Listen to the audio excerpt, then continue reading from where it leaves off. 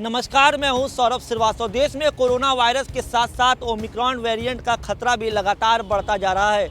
ऐसे में आने वाले समय में कुछ राज्यों में विधानसभा चुनाव होने हैं। अगर उत्तर प्रदेश की बात करें तो उत्तर प्रदेश में भी विधानसभा चुनाव होने हैं, जिसको लेकर के राजनीतिक सरगर्मियां जो है लगातार प्रदेश में बढ़ी हुई है। और सवाल ये उठता है कि अब कोरोना के बढ़ते मामलों को देखते हुए भारतीय जनता पार्टी और कांग्रेस ने वर्चुअल रैली और सभाओं को करने का ऐलान कर दिया है। ऐसे में सबकी निगाहें अब चुनाव आयोग पर टिकी हुई हैं, क्योंकि कोरोना ने जिस हिसाब से रफ्तार पकड़ी है तो सबकी निगाहें इसलिए टिकी है चुनाव आयोग पे कि क्या चुनाव आयोग रैलियों की पर पाबंदी लगा देगा या एक सीमित लोगों के साथ रैलियों को करने का परमिशन देगा। अगर मौजूदा स्थिति की बात करें, जो अभी स्थिति बनी हुई है, उसमें भारतीय जनता पार्टी और सपा जो है सबसे ज़्यादा जनता के बीच जा चुकी है प्रचार प्रसार के लिए। अगर ये सवाल अगर उठता है कि अगर रैलियों के बिना चुनाव होते हैं, बड़ी रैलियां और बड़ी जनसभाओं को कोरोना को देखते हुए चुनाव आयोग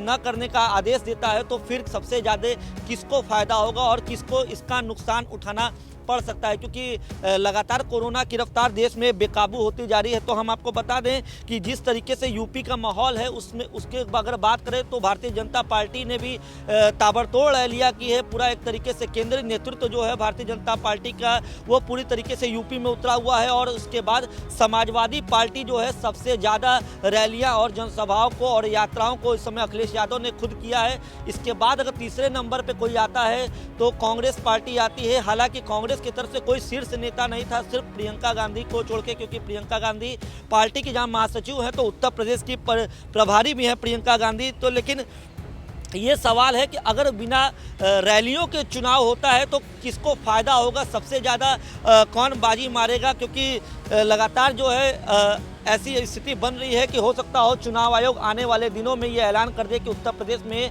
भारी जनसंख्या और भारी भीड़ के साथ किसी भी प्रकार की कोई राजनीतिक रैली न हो। तो हम आपको बता दें, जिस तरीके से भारतीय जनता पार्टी लगातार ताबड़तोड़ रैलियां कर रही है और यूपी में माहौल बना रही है। प्रधानमंत्री नरेंद्र मोदी, अमित शाह, सीएम योगी से लेकर अखिलेश यादव तक तमाम लोगों ने यहाँ पे बड़ी रैलियां की है।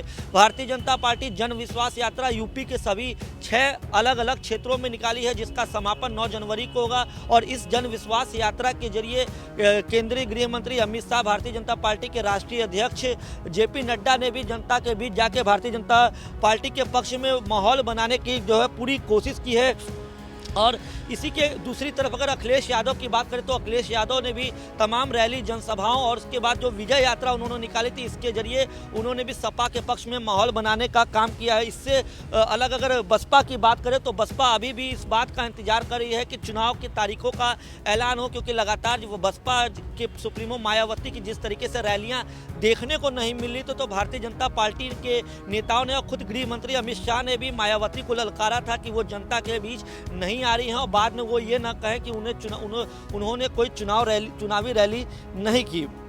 अब अगर बगैर रैली के चुनाव होते हैं तो फिर भाजपा, सपा, कांग्रेस और बसपा समेत किस पार्टी को, सभी पार्टियों को एक तरीके से वर्चुअल तरीका अपनाना होगा और साथ ही राजनीतिक इतिहास के पर अगर बात करें, नज़र डालें तो सबसे ज़्यादा इसका फ़ायदा भारतीय जनता पार्टी को मिलता हुआ नजर आ रहा है। क्योंकि भारतीय जनता पार्टी 2014 के चुनाव के समय से ही अपनी जो आईटी सेल है उसको लगातार मजबूत करती आई है। और भारतीय जनता पार्टी की जो आईटी सेल है वो लगातार सोशल मीडिया पर एक वॉर करती है और उसका कहीं ना कहीं भारतीय जनता पार्टी के पक्ष में माहौल बनता है और एक उसका फ़ायदा वोट बैंक पर सीधा सीधा पड़ते हुए दिखाई देता है। भारतीय जनता पार्टी की ये कह सकते कि आईटी सेल जो है वो काफ़ी मजबूत है। अब उत्तर प्रदेश चुनाव को लेकर जो तैयारियाँ चली, अगर उस पर नज़र डालें तो भाजपा और सपा ने सबसे ज़्यादा जमीन पर उतरकर अभी तक प्रचार प्रसार का काम किया है। अगर चुनावी बंदिश होने से पहले भारतीय जनता पार्टी ने जन विश्वास यात्रा कर लिया है, तो अखिलेश यादव ने भी विजय यात्रा के माध्यम से लोगों तक पहुंचने की पुरजोर कोशिश की। हालांकि कांग्रेस की अगर बात करें तो प्रियंका गांधी भी महिलाओं में पैठ बनाने के लिए पुरजोर कोशिश कर रही हैं।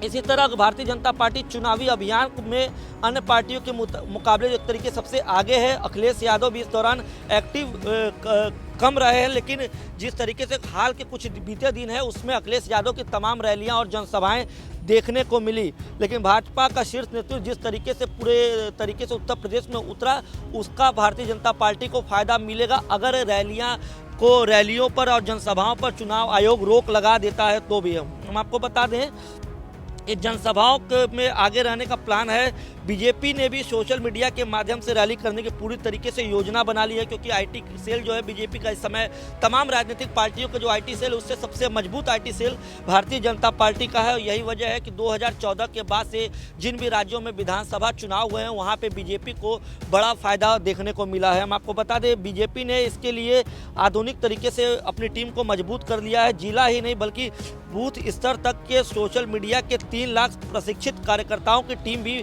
भारतीय जनता पार्टी ने तैनात कर दी है। बीजेपी के आईटी सेल का दावा है कि 3 लाख से ज़्यादा प्रशिक्षित कार्यकर्ताओं की टीम तैयार है। बीजेपी के प्रदेश कार्यालय सोशल मीडिया का वॉर रूम तैयार हो चुका है। यही नहीं, अगर सभी जिला कार्यालयों में भी वर्चुअल रैली करने का पूरा एक सेटअप जो है भारतीय जनता पार्टी की तरफ से पहले ही तैयार कर लिया गया है। तो मतलब कि यूपी के जो जितने भी लगभग 75 जिले हैं वहाँ के जो जिला कार्यालय है वहाँ पे भी वर्चुअल रैली का पूरा एक तरीके से सेटअप फाइनल कर लिया गया है। और बीजेपी की जब शीर्ष नेतृत्व आदेश करेगा तो वहाँ पे और तैयारियों को अंतिम रूप दे दिया जाएगा। अगर इससे अलग अन्य राजनीतिक दलों की बात करें तो मायावती अभी रैलियों से बचती नजर आ रही थी। अमित शाह भी लगातार उनको ललकारे थे। मिली जुली जो प्रतिक्रिया है वो देखने को मिल रही थी। मायावती ने कहा कि वो अपने पार्टी के लोगों का गलत इस्तेमाल, उनके पार्टी के जो कार्यकर्ता है उनका पैसा इस्तेमाल नहीं करना चाहती, और जब चुनाव के तारीख का ऐलान चुनाव आयोग कर देगा उसके बाद वो रैली और जनसभाओं को संबोधित करेंगे। लेकिन अब जो मौजूदा स्थिति बन रही है, हो सकता है आने वाले दिनों में चुनाव आयोग उत्तर प्रदेश में रैलियों पर पूरी तरीके से प्रतिबंध लगा दे। अगर इसके अलावा कांग्रेस की बात करें तो कांग्रेस का भी जो आईटी सेल है वो उतना मजबूत फिलहाल नहीं दिखाई दे रहा है, और कांग्रेस में प्रियंका गांधी के अलावा राहुल गांधी, सोनिया गांधी अभी तक पूरे तरीके से यूपी के चुनावी मैदान में उतरे नहीं है। इस हिसाब से भारतीय जनता पार्टी अभी भी सबसे आगे बनी हुई है, क्योंकि भारतीय जनता पार्टी के पास अपने कार्यकर्ताओं के अलावा आरएसएस और एबीवीपी का एक कैडर भी है जो भारतीय जनता पार्टी के पक्ष में माहौल बनाने के लिए घर घर जाकर मेहनत करेगा। तो जिस तरीके से स्थिति बनी हुई है, अगर चुनाव आयोग रैलियों पर पाबंदी लगाता है तो जो भारतीय जनता पार्टी के आईटी सेल जो इस समय सभी राजनीतिक पार्टियों में सबसे अव्वल है, वो कहीं ना कहीं भारतीय जनता पार्टी के लिए फायदेमंद साबित होगी और भारतीय जनता पार्टी को इसका चुनाव में सीधा फायदा होता हुआ नजर आएगा।